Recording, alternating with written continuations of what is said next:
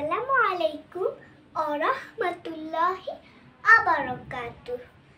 আমি তাহতিয়া বিনতে জামান যারা। আমি নার্সারিতে পড়ি। আমার মাদ্রাসার নাম দারুন নাজাত মডেল বালিকা হিফজ মাদ্রাসা। আমি বসবাস করি ঢাকাতে। আজকে আমার গল্প বলার বিষয় হচ্ছে ছোটদের নবী। قال الله تعالى لقد كان لكم في رسول الله أسوة حسنة। অর্থ, তোমাদের জীবনে রয়েছে রাসূল সাল্লাল্লাহু আলাইহি ওয়াসাল্লামের সর্বোত্তম আদর্শ। রাসূল সাল্লাল্লাহু আলাইহি ওয়াসাল্লাম বাচ্চাদের অনেক ভালোবাসতেন, যা আমি আপনাদেরকে বলে শেষই করতে পারবো না, তাও একটু বলার চেষ্টা করছি। একদিন আনাস রাদিয়াল্লাহু তাআলা আনহুকে জুব্বা এনে দিতে বললেন। রাসূল সাল্লাল্লাহু আলাইহি ওয়াসাল্লাম শাম দেশের জুব্বা পরতেন। জুব্বা আনতে গিয়ে দেখে কি মদিনার অলিতে গলিতে বাচ্চারা কুতকুত খেলে।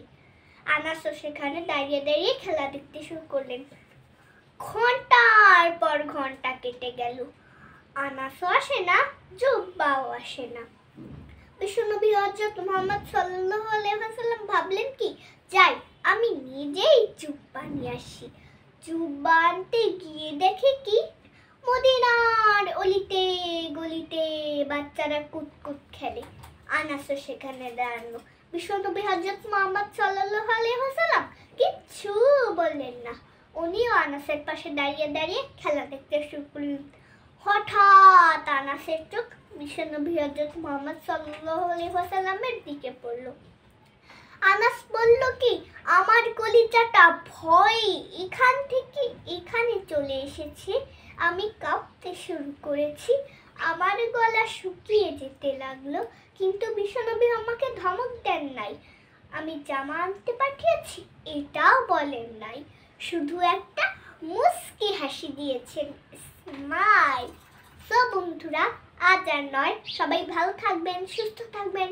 আল্লাহ হাফেজ। আসসালামু আলাইকুম ওয়া রাহমাতুল্লাহি ওয়া বারাকাতুহু।